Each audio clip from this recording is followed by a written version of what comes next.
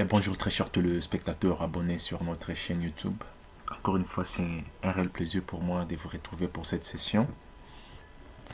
Et bien aujourd'hui, nous allons vous parler des pipe network et design de civil 3D. Comment vous pouvez concevoir les réseaux de canalisation des ondes pluviales, et des égouts, des zones de ruissellement avec Civil 3D et comment vous pouvez réaliser un réseau pipeline avec Civil 3D. Donc nous allons faire un peu une introduction à l'hydraulique avec Civil 3D, comment vous pouvez être en mesure de réaliser ces genres de réseaux, donc la présentation du réseau, comment vous pouvez, la différence qui est là, comment créer des profils. Nous allons vous montrer comment vous pouvez éditer un réseau, un profil des réseaux, des réseaux de tuyauterie, comment vous pouvez ajouter des tuyaux, donc des profils, et aussi comment vous pouvez éditer ça, la notation, comment créer des sections transversales.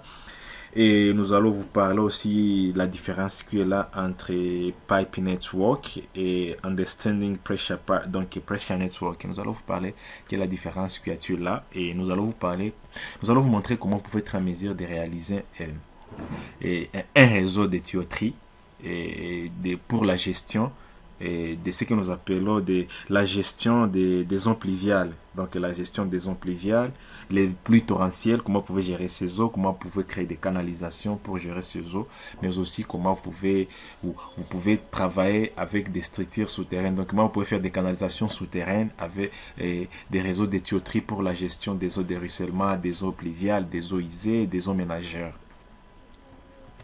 Eh bien, nous allons vous montrer comment vous pouvez faire tout ça avec Civil 3D. Et nous allons vous parler de toutes ces différences ici. Comment vous pouvez créer des profils qui montrent les réseaux de canalisation sur un profil à long d'un projet avec Civil 3D. Nous allons vous montrer tout ça. C'est pas la peine que je me présente. Vous me connaissez très bien. Vous avez des difficultés. N'hésitez pas à me contacter via mes différentes adresses email. N'hésitez pas à me contacter sur LinkedIn. N'hésitez pas à vous abonner massivement sur notre chaîne YouTube. Ou n'hésitez pas à visiter notre site web. Vous avez des difficultés, nous avons des solutions. Vous avez besoin de consultance. Vous avez besoin de vous procurer des solutions Autodesk, n'hésitez pas à nous contacter. Vous avez besoin des assistances techniques, vous êtes un bureau d'études, vous êtes une entreprise, vous avez besoin de coups de main pour vos projets de construction, que ce soit en architecture, ingénierie, construction, n'hésitez pas à nous contacter. Vous avez besoin de formation, n'hésitez pas à nous contacter. Nous sommes là pour vous aider. Eh bien, sans plus tarder, la première chose à faire pour un réseau de canalisation, lorsqu'on va faire, il faut faire les paramétrages. Donc, on doit faire un paramétrage. Et puis, nous allons créer un nouveau projet. On attend. Voilà. Et puis, nous allons aller, nous étions dans Prospector, on va aller dans Sharing. Sharing, nous allons définir les sections, les matériaux que nous allons utiliser pour ces pressure network, donc ces réseaux de pression. Ces réseaux de pression, qu'est-ce que je vais faire? Je vais aller ici. Je vais aller là. Attends. Et maintenant, quand nous sommes là, Pipe Network, nous allons aller là.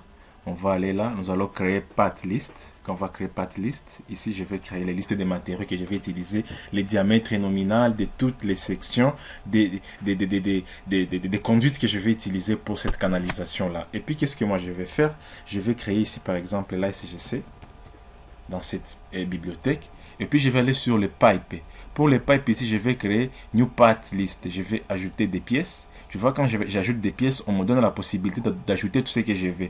Par exemple, pour ce qui est des réseaux de canalisation sanitaire, donc sanitaire storm, par exemple, je vais utiliser soit des PVC, mais aussi je vais aussi utiliser je vais utiliser les DIP, donc Ductile Iron Pipe.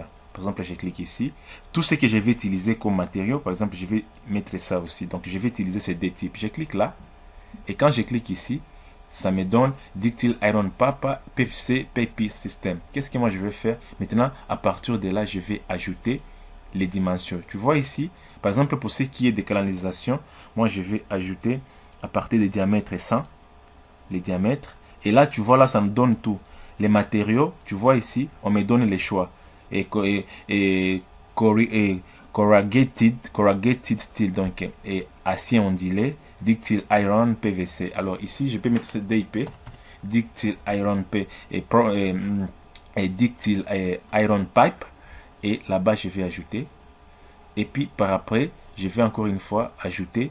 Je vais aller là, je vais ajouter 1200, 1000. Je vais là, je change de matériaux, je vais là, je vais là aussi, je vais là, j'ajoute, ainsi de suite. Je mets 1400, j'ajoute, je vais là, j'ajoute, ainsi de suite. Ce qui est là, l'avantage qui est là, c'est parce qu'ici ça vous donne tout. Ça vous donne l'erreur minimale, ça vous donne les coefficients de Manning, selon le type d'éléments que vous allez utiliser. Vous pouvez les trouver dans un tableau, les coefficients de Hazen-Williams, mais vous pouvez ajouter tous ces éléments ici, ce qu'on fait au cours de hydraulique. Et là, et ici, je vais mettre seulement Ductile Iron Profile, donc un acier ductile. Et puis par après, qu'est-ce que moi je vais faire? Je vais encore une fois ajouter là, et là je vais mettre 1600. Et là, qu'est-ce que je vais faire? Je vais mettre DIP. Donc c'est la première étape à faire lorsque vous voulez faire un réseau de canalisation. Il faut d'abord définir vos matériaux que vous allez utiliser pour ce qui est de cette tuyauterie. Après avoir fait ça, vous pouvez faire la même opération comme je vais de le faire ici. Vous pouvez faire la même opération ici pour le PVC. Attends, je vais vous montrer un exemple et puis vous pouvez compléter la suite. Tu vois là, je mets PVC et puis là, mes PVC, tu vois, les PVC, les diamètres à ne pas dépasser. Moi, je commence par exemple à 900 et ainsi de suite. Et je vais là, j'ajoute les autres. Là, j'ajoute les différentes sizes. Après avoir tout défini, autre chose que je vais faire ici, c'est sur l'information ici, je vais là et je vais créer ça. Et ici, je vais aller là, je clique ici. Et puis je vais aller là. Je vais aller single line stomp. Je vais là. Même chose ici. Je vais là. Ici. Single line stomp. Arrivé ici. Rôle standard. Ici on met seulement basique. Je dois ajouter. Là maintenant en ajoutant. Je vais créer juste là. Là. Create new. J'ai créé selon mes règles, selon dont moi je vais. Là je vais mettre IM. Je mets IM et Storm et je vais sur Rule, j'ajoute des règles, c'est Storm Water et puis je vais ajouter et je veux que ça me donne la longueur dans les règles et aussi le pipe, mais aussi ça me donne aussi les curve and slope. Voilà. Et puis quand tu vas aller là, ça va te donner tous ces éléments ici. Voilà. Ça vous donne tous ces éléments. Maintenant, vous pouvez appliquer dedans. OK. Et puis vous pouvez juste aller là. Vous modifier Storm. Et quand vous appliquez, OK, vous pouvez aller là. Vous mettez Storm. Et ça applique. Non, ici. Sorry. Là. Ça applique Storm. De la même manière, vous pouvez aussi ajouter de nouveaux. Et ici, toujours sur Roll, vous pouvez encore une fois créer un autre. Voilà. Vous pouvez créer IM Sanitary. Et voilà, vous pouvez aussi ajouter les mêmes éléments. Vous allez là, vous ajoutez Cover Slope. Vous ajoutez Roll Length, c'est la longueur. Et vous ajoutez aussi les pipes et voilà, et puis par après vous appliquez, vous ajoutez.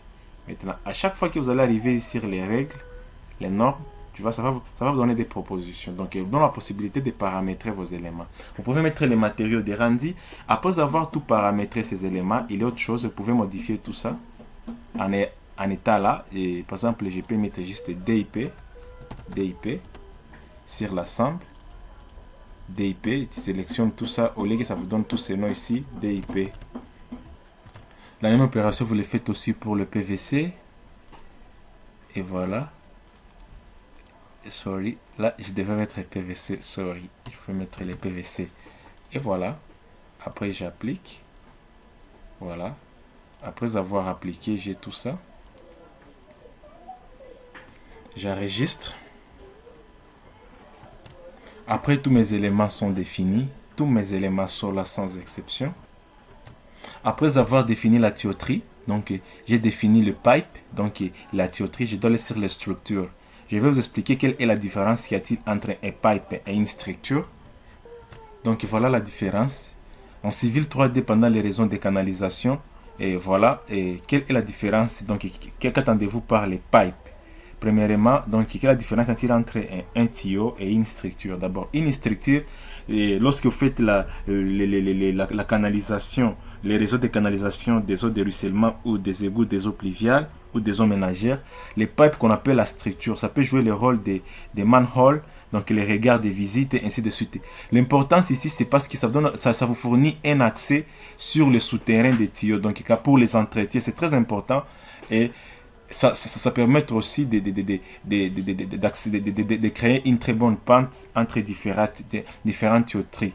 Et aussi, ça augmente aussi les débits et à travers les surfaces du terrain. C'est ça l'importance. Donc, lorsque vous voulez visiter un terrain dans les jours à venir, votre réseau pour les entretiens, souvent, c'est un peu ça. Attends, et vous allez voir, je vais un peu de m'expliquer. Voilà, je vais m'expliquer. En fait, avant de faire un réseau de canaux, avant de faire un réseau de canalisation pour la gestion des eaux et des zones pluviales, des zones de ruissellement, des zones pluviales créées par des pluies torrentielles ou des égouts, premièrement, on fait d'abord, on crée ce que nous appelons les les les les les structures. Donc ça joue le rôle des regards pour permettre un très bon écoulement et aussi augmenter la pente. Tu vois? Voilà. Et puis, deuxième chose maintenant, nous, après avoir créé ça, vous serez à mesure de créer maintenant des canalisations. Tu vois, la même hauteur que j'ai mis là, je peux mettre ici, par exemple. Attends. Et attends. Je reprends. Je suis là. Je crée un réseau ici. Voilà. C'est ça mon réseau. Arrivé là, je mets ça. Tu vois. Et vous voyez, plus on augmente la pente vu la géométrie du terrain. Donc c'est un peu ça. Et là, c'est un peu ça. Et ainsi de suite. Maintenant, ça, c'est ça, ce que nous appelons structure. Donc, ça, c'est structure. Et ça, c'est pour faciliter la canalisation que nous appelons pipe, donc la tuyauterie. C'est ça la différence entre le pipe et la structure. Et quand vous voyez ici, on essaie peut-être d'expliquer ça bien que c'est en anglais. Les pipes, il est utilisé d'abord pour la protection de l'eau pendant l'écoulement pour une destination déterminée et pour ce qui est des zones des zones pluviales qui sont collectées et drainées dans les tuyaux et dans des raisons de tuyauterie. Voilà. Donc c'est ça l'importance, c'est qu'il a la différence qui est là. Maintenant, après, qu'est-ce que moi je vais faire ici? Je vais créer ces structures ici. Ces structures peuvent être de différentes formes. Qu'est-ce que moi je vais faire ici? Je dois juste aller là. Et je peux aller là. Add Path Family.